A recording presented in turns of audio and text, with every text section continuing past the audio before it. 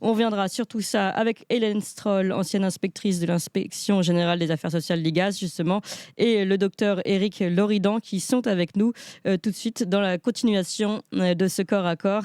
Hélène Stroll, bonjour. Bonjour. Et merci beaucoup d'être avec nous. Vous êtes donc, je disais, ancienne inspectrice de l'IGAS, auteur de plusieurs ouvrages dont L'État social ne fonctionne plus chez Albin Michel, ou encore La faillite des élites, coécrit avec Michel Maffesoli chez Lexio, ou Les Nouveaux Bien-Pensants, toujours coécrit avec Michel Maffesoli aux éditions du Moment. Et puis nous sommes également avec le docteur Éric Loridan. Bonjour Éric Loridan. Bonjour. Merci beaucoup d'être avec nous. Vous êtes ancien chirurgien gastrique à Boulogne-sur-Mer. Vous avez été interdit... Chirurgien digestif, on dit. Pardon ? On dit chirurgien digestif. D'accord, digestif. Pardon, il y a une erreur. Interdit d'exercer par l'ordre des médecins pendant plusieurs mois pour vos positions sur le masque lors de la crise Covid. Je précise que vous avez fait appel et que la décision d'appel n'a pas encore été rendue. Si je me trompe pas, c'est bien ça ? C'est tout à fait ça, oui. J'ai été condamné à 3 mois d'interdiction d'exercer de mai à juillet 2022. J'ai fait appel. L'appel étant suspensif, j'ai toujours pas purgé cette peine et j'attends impatiemment de pouvoir m'expliquer au Conseil national de l'ordre des médecins et mettre le Conseil régional devant ses responsabilités parce qu'ils n'ont pas respecté leur mission, qui est celle de protéger l'indépendance de la profession médicale vis-à-vis notamment des instances de l'État. C'est clairement écrit sur leur site. D'accord, donc vous considérez, vous, que là, les missions de l'ordre des médecins ont été dévoyées ? Ah mais complètement, vous pouvez tous retrouver sur le site du Conseil de l'ordre des médecins. Le Conseil de l'ordre des médecins a pour charge de veiller à l'indépendance de la profession médicale vis-à-vis des associations d'usagers, etc. Et une autre, mais également instance de l'État. Donc ça, c'est quelque chose de très clair. Et à la fois les conseils départementaux, régionaux et le Conseil national n'a pas joué son travail dans ce rôle-là.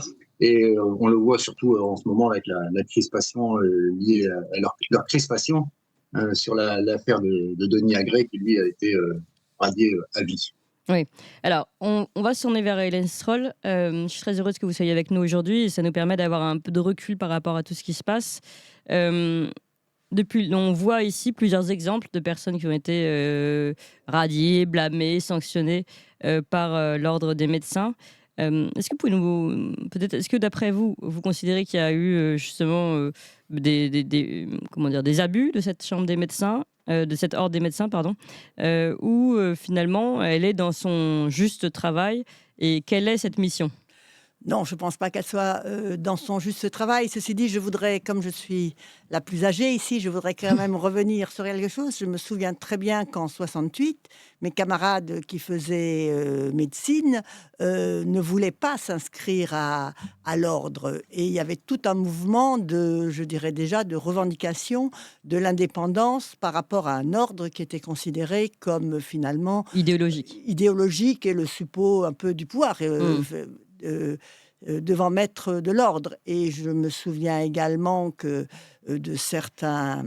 Alors bien plus tard, par exemple, d'un excellent psychiatre qui a été suspendu pendant plusieurs mois, tout simplement parce que finalement un psychiatre d'un syndicat opposé avait monté toute une affaire qui abracadabresque pour le suspendre. Donc, je ne pense pas que l'ordre soit véritablement indépendant, ni par rapport à l'État, ni par rapport aux pressions des différents, je dirais, courants ou syndicats qui agitent la médecine. Donc ça, c'est finalement un reproche qu'on peut faire à cet ordre des médecins depuis le début, vous considérez ? Oui, je pense. Depuis le début de sa création.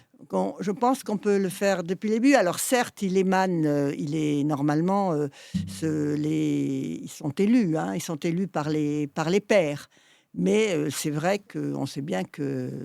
Comment ça se passe d'ailleurs pour faire partie de l'ordre des médecins? On est élu, aujourd'hui subventionné également? Oui, on a toujours été pas mal subventionné. Il y a d'ailleurs, il me semble, je ne l'avais pas lu à l'époque, mais il y a eu un rapport de l'IGAS et je pense un rapport de la Cour des comptes extrêmement critique de la gestion de l'ordre et finalement un peu de la gabegie que cela représentait. Intéressant. Docteur Éric Loridans, sur la création finalement de l'ordre et puis sa vocation depuis le début, vous considérez que c'est depuis le début que ça pose problème ou qu'il y a eu un dévoiement, on va dire?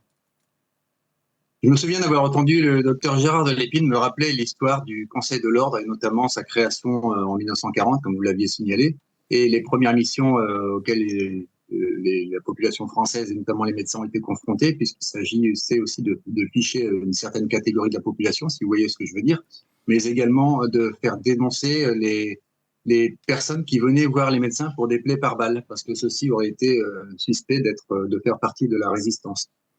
Ah oui, intéressant. Oui, oui, tout à fait. C'est ce que m'avait dit le docteur Gérard de Lépine. Hmm. J'ai oublié de juste dire une petite chose en tout début, c'est que je n'ai strictement aucun conflit d'intérêt avec les laboratoires pharmaceutiques ou avec quoi que ce soit. Je parle strictement en mon nom propre, aucun organisme, aucune association. Donc je tiens quand même à préciser que si on en est là, c'est aussi parce que les laboratoires pharmaceutiques ont pris une certaine ampleur dans la médecine, Oui. et ça depuis au moins un siècle. Et il faut juste que tout le monde comprenne qu'ils ne sont pas nos amis.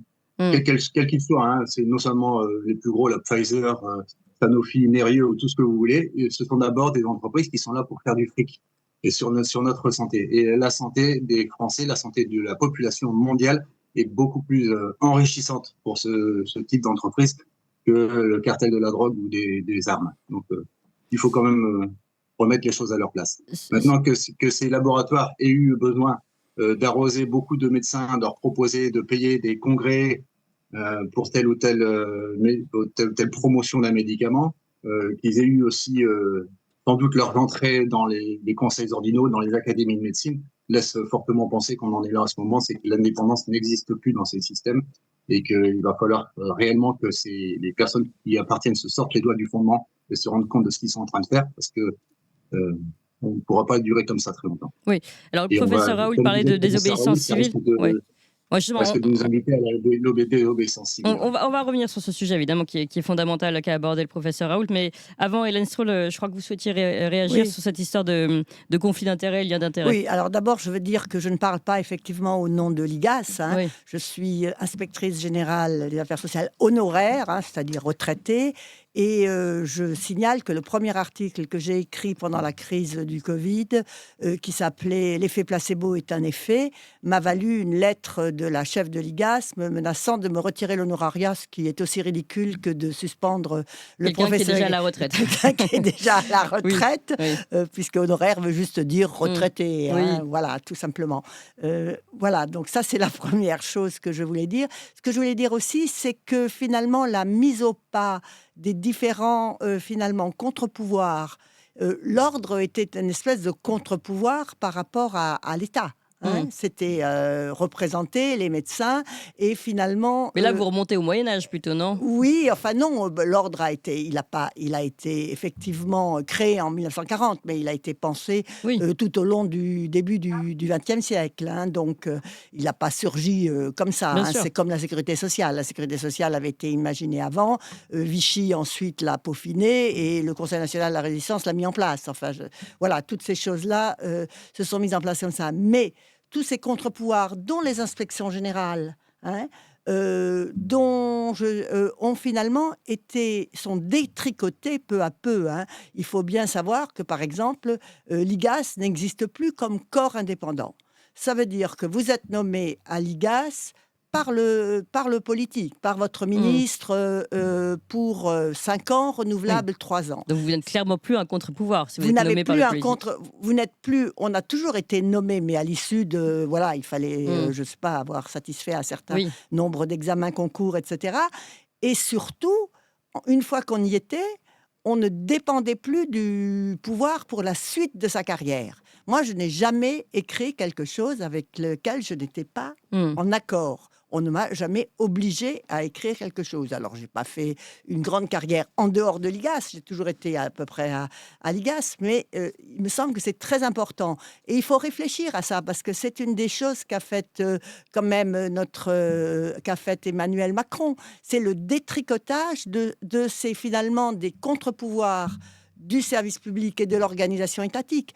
Et c'est la même chose pour la diplomatie. Exactement. Ce que j'allais dire, le corps diplomatique. Le corps diplomatique. Quand vous écoutez actuellement des diplomates, d'anciens diplomates, extrêmement inquiets, et très inquiets, parce que eux, ils savent que les conflits ne se résolvent pas par la force, mais politiquement, et qu'il faut parler diplomatiquement. Et malheureusement, on nomme maintenant aux gens au Quai d'Orsay des gens qui n'ont pas l'expérience de ça.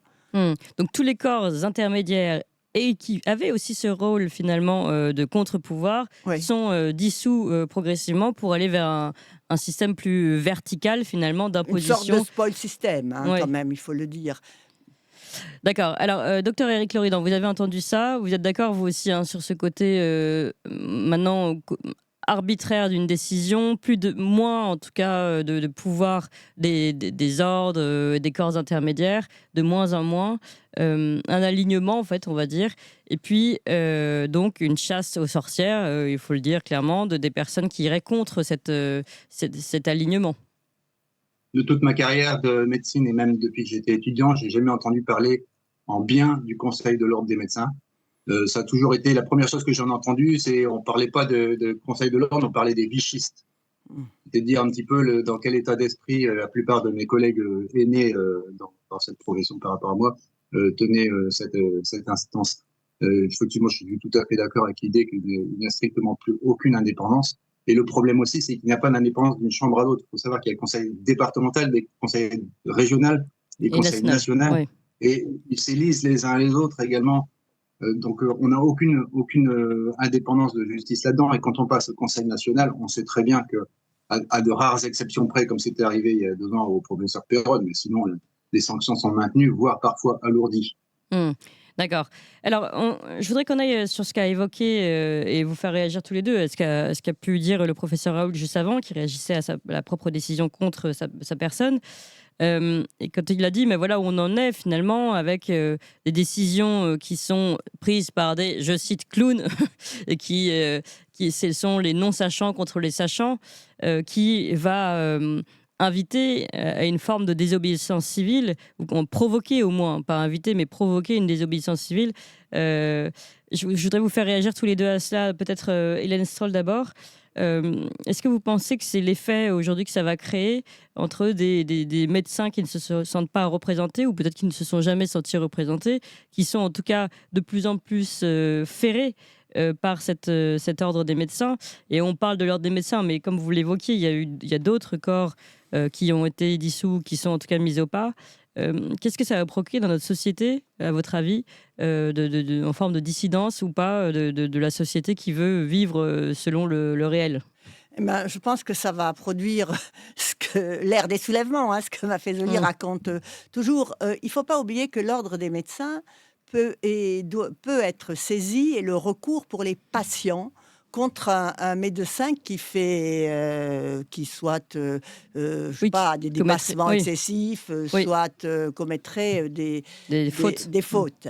Donc, là encore, c'est quelque chose qui sert à établir une confiance entre les malades et les médecins. C'est un rôle qu'il ne joue plus. Il est devenu le gardium de l'État.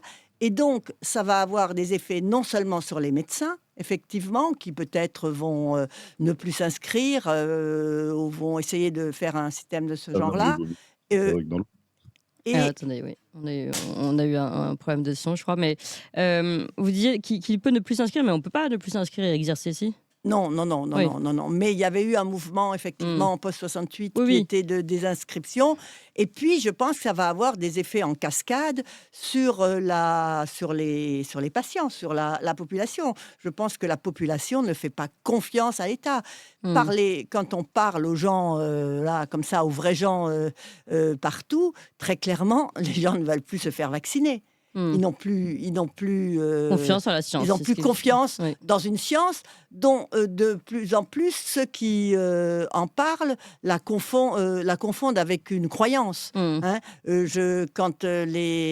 Dominique Costagliola, par exemple, parlant de Patrick Hetzel, le nouveau ministre de l'Enseignement supérieur, disait « il dit que le vaccin est en phase expérimentale 3 ». Ça, c'est une notion juridique. Oui.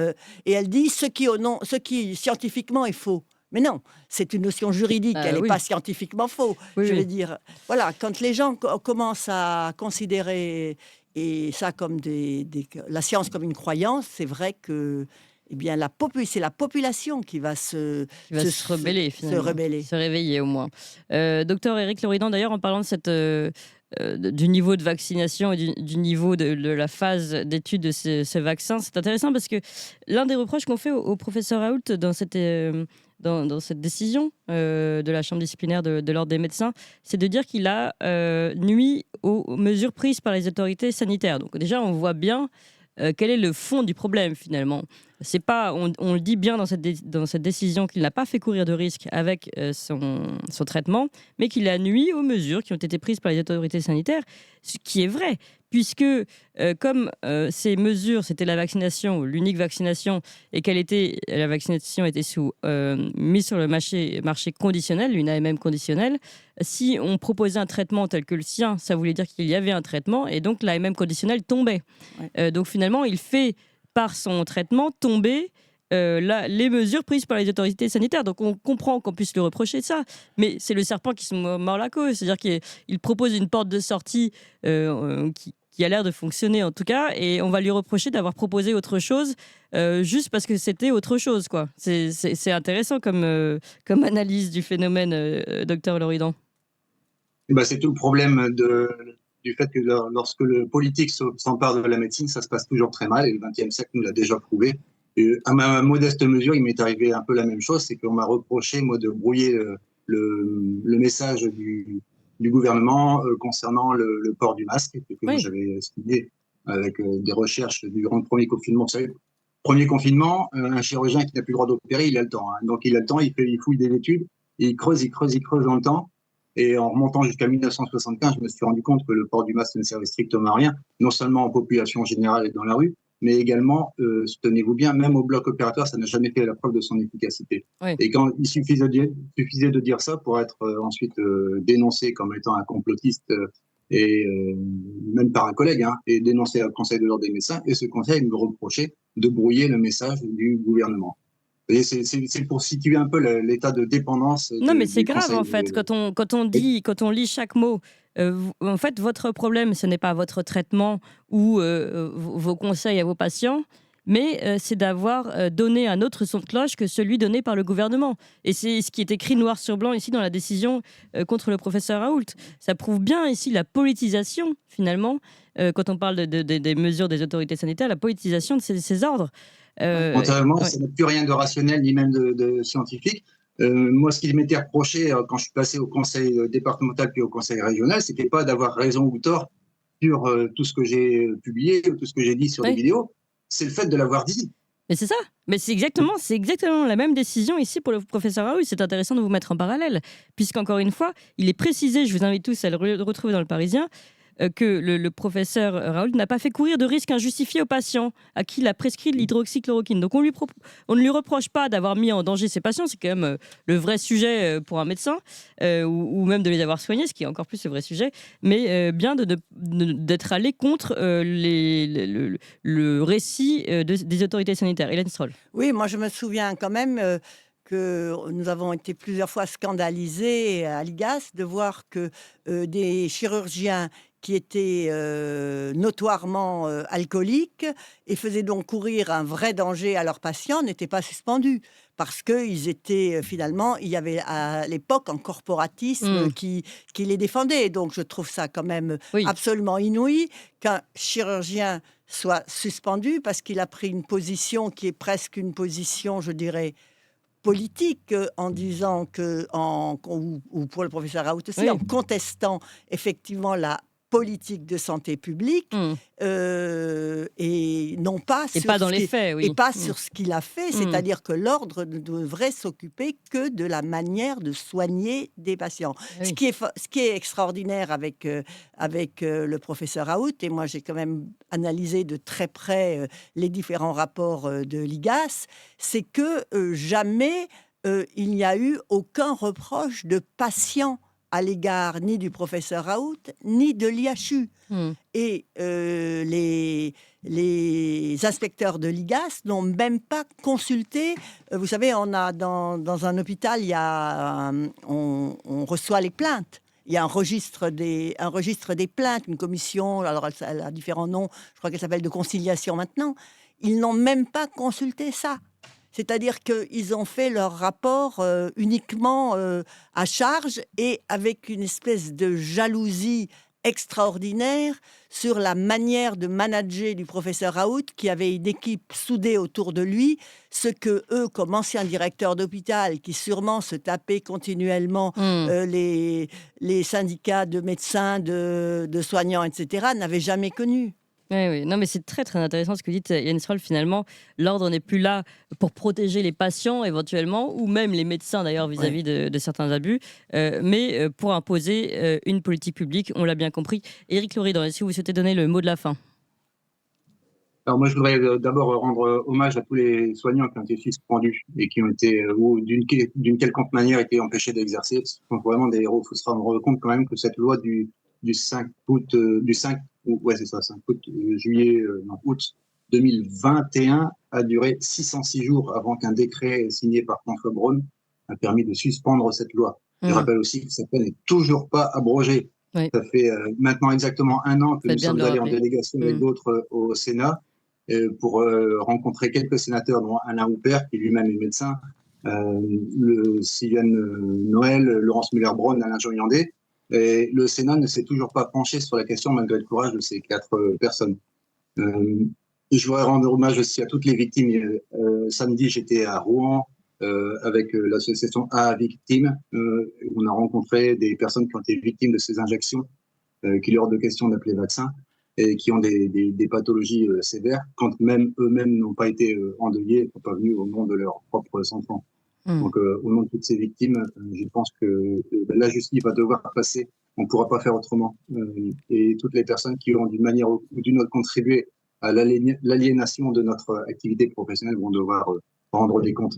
Ça fait partie c'est l'article R4127-5 du Code de la santé publique que tout le monde peut retrouver. Le médecin ne peut aliéner son indépendance professionnelle sous quelque forme que ce soit. Et on voit que quand ces choses-là sont faites, ça se passe très mal. Oui. Une dernière chose, avec le professeur Raoult, il avait parlé de Bill Gates à un moment donné. Oui. Je vais quand même vous informer que le professeur Joseph Trito, qui est franco-italien, qui est le président de la WABT, World Academy for Biomedicine and Technology, a déposé il y a quelques jours une plainte contre Bill Gates lui-même au tribunal pénal international de l'Haye. Donc il va être censé intervenir et répondre à 3 questions qui seront posées par la WABT.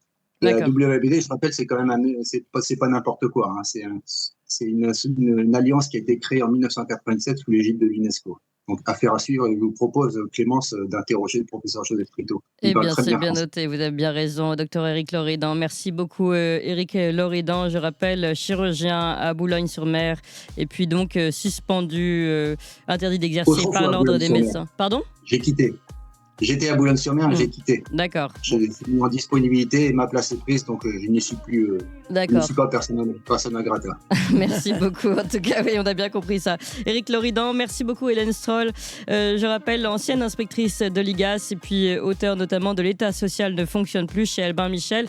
On y est bien, en tout cas, dans cet État social qui ne fonctionne plus, ces corps intermédiaires qui ne fonctionnent plus. Merci beaucoup à tous les deux. Merci encore au professeur Raoult d'avoir réagi en direct.